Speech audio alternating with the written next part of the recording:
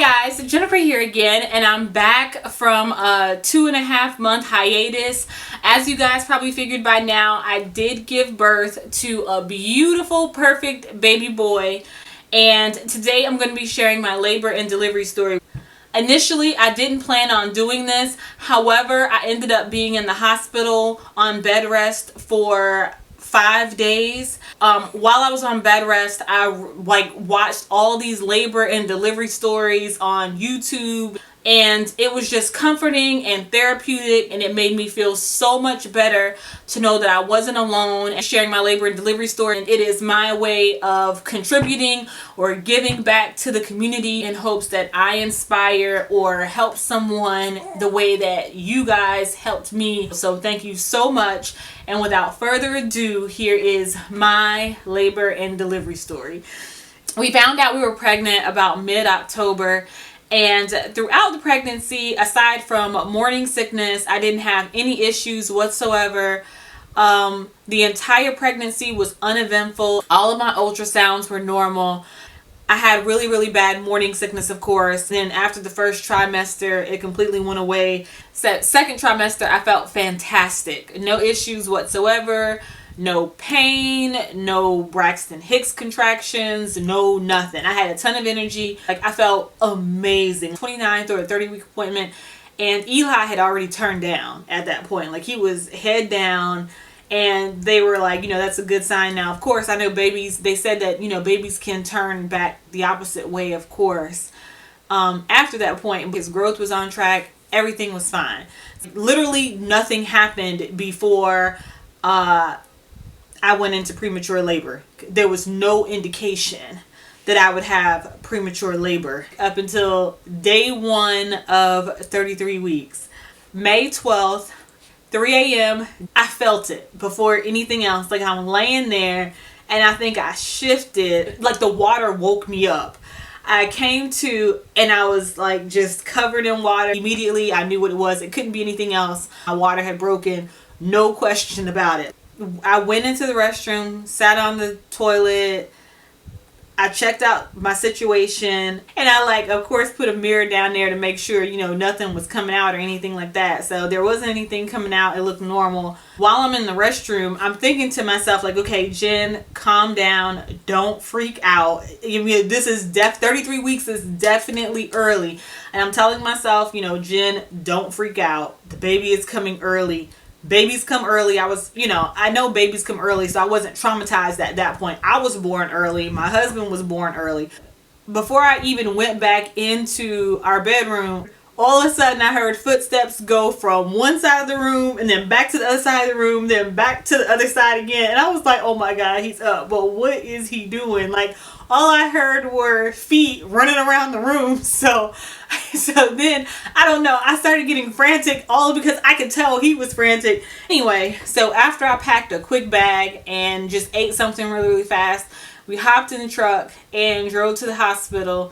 I was still leaking amniotic fluid. I feel no pain, no cramping, no nothing. There's no blood at this point. I forgot to say that.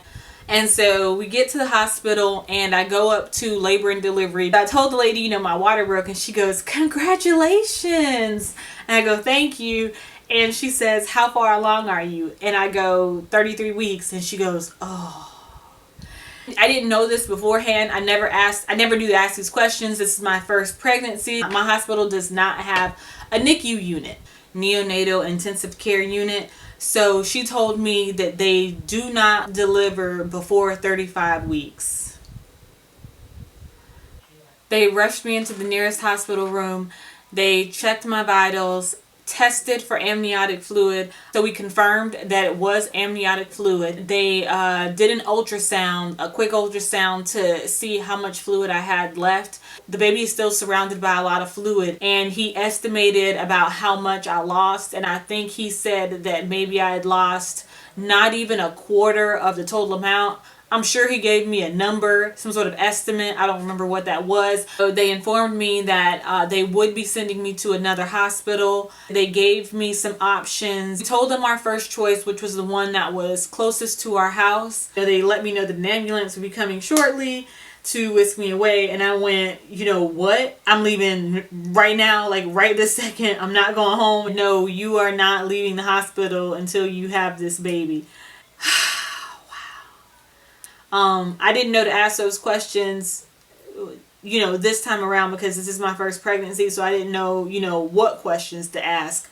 Or, you know how you have unknowns. They're just things out there that you don't know that you don't know. And this is one of them. Like, I didn't know that I should be asking, you know, do you guys have a NICU unit? The ambulance people came in and got me, loaded me onto the stretcher, whisked me away. This is my first ambulance ride.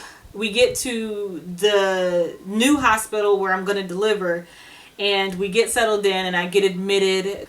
Like, when I got there, immediately put me on antibiotics to prevent infection.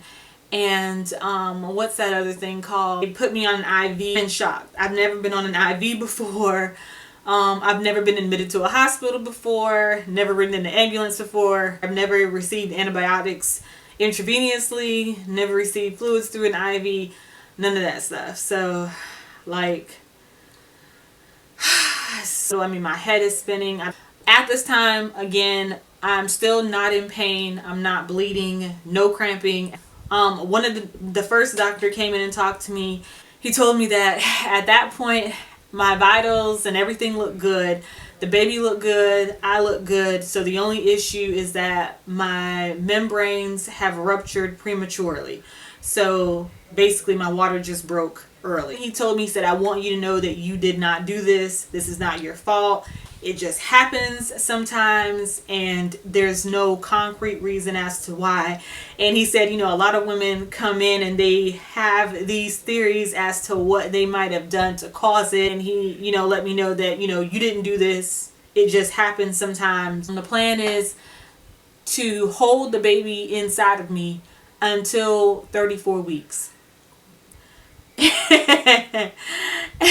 Y'all, that sounded nuts to me at the time, because up until that moment, like, I did not know that they could hold a baby inside of you for that long. Like, I thought that as soon as your water broke, you went into labor and you had the baby and that was it. Like, as I was riding in the ambulance, I'm assuming that I'm gonna get to the hospital and I'm just gonna have the baby there. Like, that's what I was thinking. I was thinking that I was gonna give birth later that day in the hospital.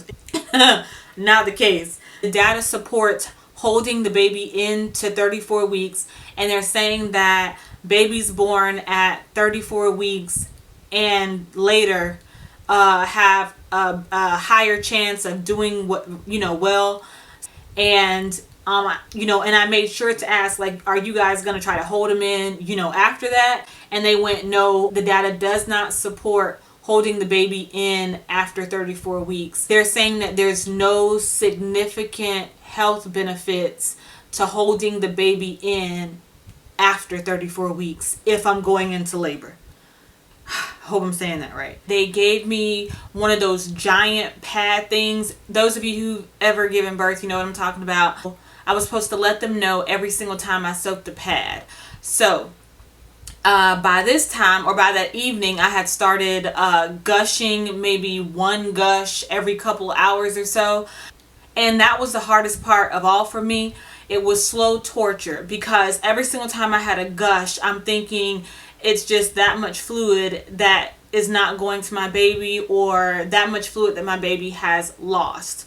So I think that was the hardest part of the entire ordeal, is just sitting there slowly leaking fluid, you know, just waiting for the unknown. Like, a part of me wanted to just, you know, do a C-section, or, you know, start labor and then just get it over with, and then we'll work with whatever comes out.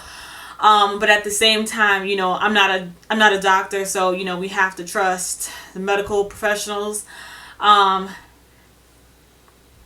Going to the restroom was a task, because I was hooked up to all those machines. You know, they give you the little sensors. There's one sensor that measures the baby's heartbeat, and then there's another sensor that measures your contractions, or if you're having contractions. By that Sunday, I knew that, like, I just had my gut instinct was telling me that even though they had given me steroids to suppress contractions, and I think I forgot to say that earlier, as soon as I got there, they gave me antibiotics and they gave me steroids to suppress contractions or to stop any contractions from happening. However, I knew by Sunday, my gut was telling me that my baby was not gonna wait until Friday to be born. Like, I just knew that he was gonna come before that. He was already in the head down position and he was getting lower and lower and lower. Like, every single time the nurse came in to reposition his heartbeat monitor, it was pretty much like down in my pelvis. Like, yeah, like way, like the B part of your vagina, like it was way down in there. So I'm thinking, I mean, if I don't know, he had never been that low before, you know, as far as his heartbeat goes. I'm like, if they're detecting his heartbeat way down there, then his head has to be like darn near through the birth canal, because I couldn't, like, in my mind, I'm trying to picture it. I don't understand how his heartbeat could be so far down there and he like not be on the way out. So I don't know. I just had a feeling. I knew he was not going to wait till Friday, but they said we're going to hold him in till Friday, and that was that. So fast forward to Monday, the specialist came. I think there was 4 of them. They did another ultrasound to measure the fluid inside of me. You know, they told me I still had a lot of fluid left. It wasn't, you know, dangerously low. And then I didn't know this before, but they explained to me, and the reason why I'm looking down like this is because he is on the little monitor. So that's why I keep looking down, nervous. The specialist came, and there were 4 of them. They did another ultrasound on me, and they measured the fluid, and they measured the baby's weight. And they told me that I still had a lot of fluid, you know, left around the baby. The baby was still surrounded by fluid, so it wasn't, you know, gone or anything like that.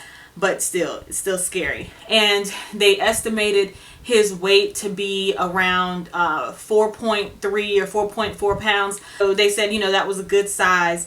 And I didn't know this before, but he said the baby gets oxygen from the placenta. And so the baby doesn't necessarily need amniotic fluid to survive. And he explained that, you know, he's seen, it's rare, but he's even seen cases where women would lose half their amniotic fluid through pregnancy, and then he's seen it replenished back by the end. So that made me feel a little bit better, but yet and still, again, there's still risk with low amniotic fluid. I'm not going to go down there that wormhole right now, but there's still risk with it. He just told me we're just going to keep you still and hold him in for as long as we can. So for this next part, I'm going to do time frame windows because I was in extreme pain and I just was not like documenting and writing down the exact time of everything. Fast forward to that Monday night, in 12 a.m. and about 1 o'clock, I started feeling pain. I tried to fight through it, and I'm thinking to myself, okay, this is new. Up until this point, I had no pain, no blood, no contractions, no cramping, no nothing, just water or fluid. That's new. I let the nurses know. They just got me like ice water and made sure I was comfortable, and I just let them know, you know, I'm feeling pain, but at that point it was bearable. As the night wore on, it got progressively worse to the point I couldn't fall asleep. I went to the bathroom at some point that morning and I started seeing blood. So I'm going pain and I see blood at the same time. So this is not good. So I called them in and let them know. So they took note of everything, got my vitals and everything again. They checked the machine. They told me, you know, the machine is saying that you're not having contractions. The baby's heartbeat is fantastic. And I could feel him moving. So they asked me, you know, if I wanted pain medication or pain medicine. And I said, yes, at that point, absolutely. It was hurting really, really bad. So they gave me pain medicine. It wasn't really strong because I could still feel the pain. It was just now bearable pain. That morning, about 9 a.m., I got breakfast, or they brought me breakfast, and I could not eat. I could still feel the pain because by then the pain medication has worn off. Now, for the first time, I'm losing my appetite, I'm in pain, and I see blood. All three things at one time. So now I'm kind of nervous. You know, something's going on. Something's happening. The nurses came in, they, looked me over again. They let the doctor know what I was going through. And I asked for more pain medication because by this point it's getting progressively worse. So I want to say they brought me more pain medicine sometime between 10 a.m. and 11, and I still couldn't eat, even though like the nurse, she was urging me to eat, but I couldn't. I remember like putting it in my mouth, and like I couldn't bring myself to swallow. As a matter of fact, my body was acting as if I was about to throw up. Maybe that was the first time that I knew what it felt like to not have an appetite and to not be able to eat. Like I've heard people say before, I can't eat, I'm so sick to the point that I can't eat. And I've never known what that felt like. I now know what that feels like. Ice water. I drank ice water and then just lay there and force myself to go to sleep. The pain was coming back and it was getting worse, but I like forced myself to go to sleep and like fight through it. I woke up a couple hours later, sometime between 3 and like 5 o'clock, that window. I'm up again and the pain is back full force. And it had become unbearable, and I let them know, I need something. I told them I need some sort of pain medication. I said, are you sure I'm not in labor? They came back in, they checked the machines, and the machine is still saying that I am not having contractions. And the baby's heartbeat is still fantastic, and the baby's still moving, but the machine is telling them that I'm not in labor. Even though I'm thinking, I'm pretty sure I am. But between that 3 to 5 o'clock window, I started feeling like the waves of pain. Like those of you who've given birth before, the contractions, someone told me that contractions would feel like waves of pain. And so between that 3 and 5 o'clock window, that's what I started to feel. So I'm thinking, like, these are probably contractions. When the nurses came in and talked to me, like I told them, I'm pretty sure I'm having contractions, but the machine is saying that I'm not having contractions. So I don't know. Sometime after that, around 5 o'clock ish, but I started going to the bathroom, and when I went to the bathroom, like, I felt certain that I was having contractions at that point, because it felt like something was pushing down on my cervix. Like, it felt like something was trying to come out. It has to be contractions. There's nothing else it can be. I have to be in labor. So again, I called the nurses back in. I'm talking to them and telling them what's going on, and they're nice to me. They're not rude or anything like that. But I think they thought that maybe I was hallucinating or something, and they weren't taking me seriously. Because again, the little monitor sensor gadget thing is telling them that I'm not having contractions. They didn't want to give me any more pain medication because like they just didn't want to like overdo it. The only times that I have that are exact are when I started actively pushing, because I texted someone before then. And then the time that the baby came out, because, they announced the time. So that's why I know the exact time of my actively pushing out labor. They came in, looked me over, checked my vitals and everything.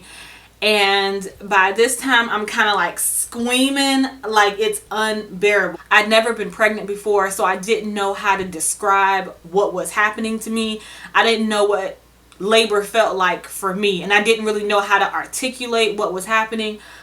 So like I just told the nurses, and I kept telling them, I feel like something is pushing down inside of me, like something is trying to come out of me. They're looking at the machine again, they're relying on this monitor, and this monitor is telling them that I'm not having contractions.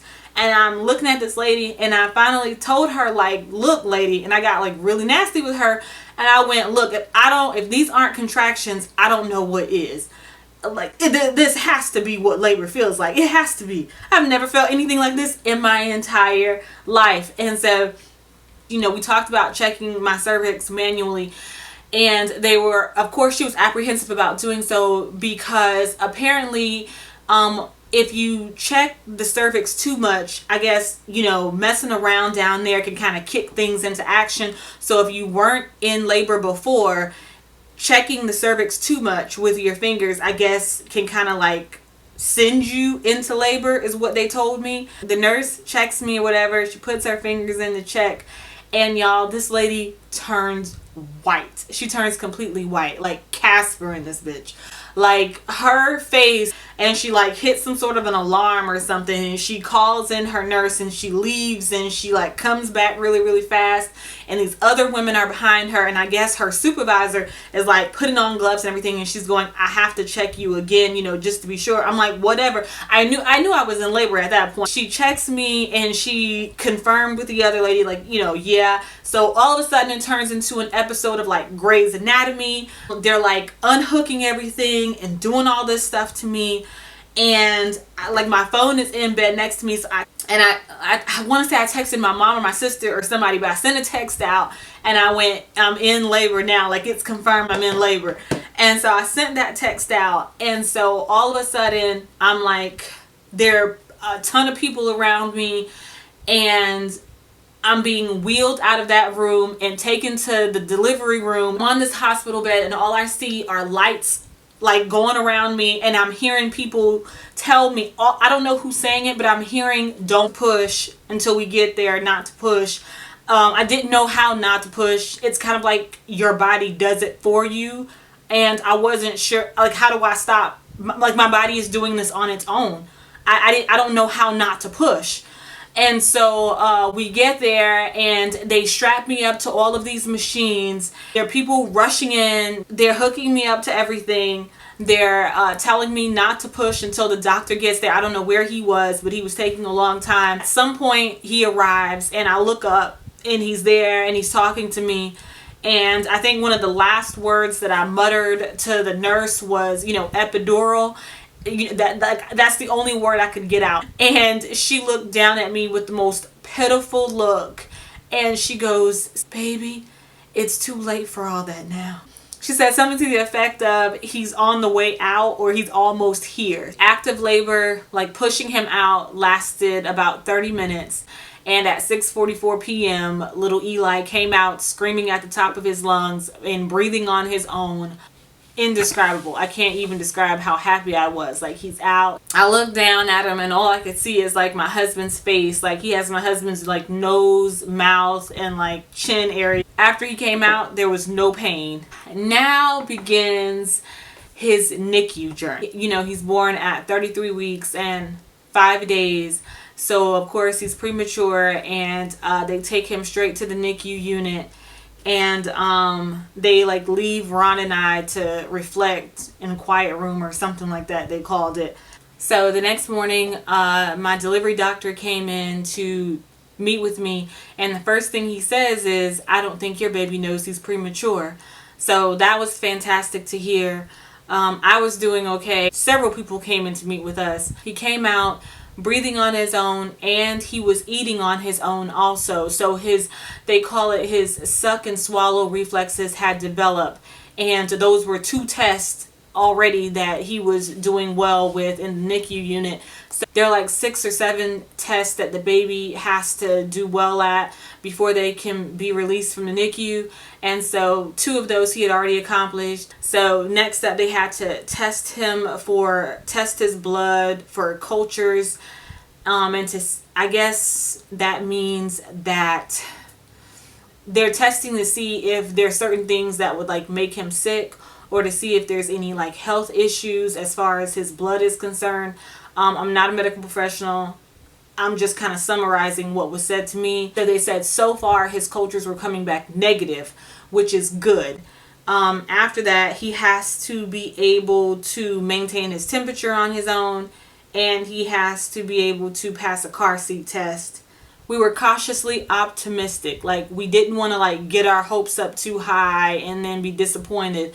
With all of that said, Eli stayed in the NICU for 3 days. So he was born that Tuesday at 6:44 p.m. and he was released that Friday afternoon. And everyone keeps telling us how incredibly rare it is that a baby comes out breathing on their own and doing as fantastic as Eli is at 33 weeks. It's almost as if he just kind of was fully developed at 33 weeks. He weighed 4.5 pounds. 4.5 pounds was kind of big for 33 weeks. The doctor told us that the baby puts on about a pound a week during the last 10 weeks of pregnancy, and that the lungs is the last thing to fully develop. And so at 4.5 pounds at 33 weeks is a really good size for a baby. So the nurses and doctors in our NICU unit were fantastic. We could not ask for a better staff and team to work on our little one. And they helped us, like they probably did more than they had to do for us. The little contractions monitor that they had on my belly never indicated that I was having contractions at any point during the entire ordeal. So faulty medical equipment is a whole other video and conversation in and of itself. You know, I believe in God first and foremost. I also believe in doctors, physicians, and modern medicine. But if they're relying on equipment that's faulty, then I don't even know what to make of that. I'm still trying to wrap my brain around that, and I get frustrated and angry all over again every time I think about it. Thank God nothing, bad happened. I hate to think of, someone else being in a more critical situation than me, and they're relying on this monitor and it's not working. So I just want to throw that out there. Beware of faulty medical equipment. I was in labor and the machine was showing that I was not having contractions, even though I was fully dilated and my baby was almost here. So, yes, sweetness. Yes, baby. Alright, and without further ado, here is little Eli. He is refusing to look at the camera right now. Baby, look right here. See, I got this look mask. See? Look up here.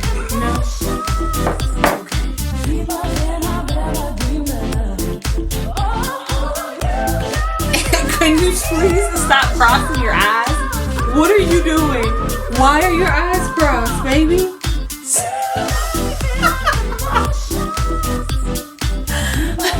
Baby, what?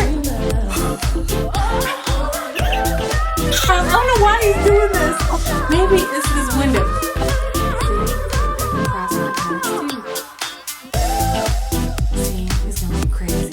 Just like his mom.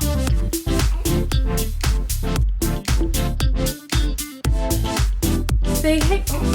Say hey, YouTube. Hey.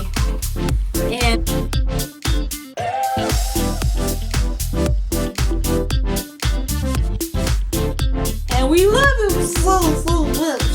We love you. Hey, baby boy.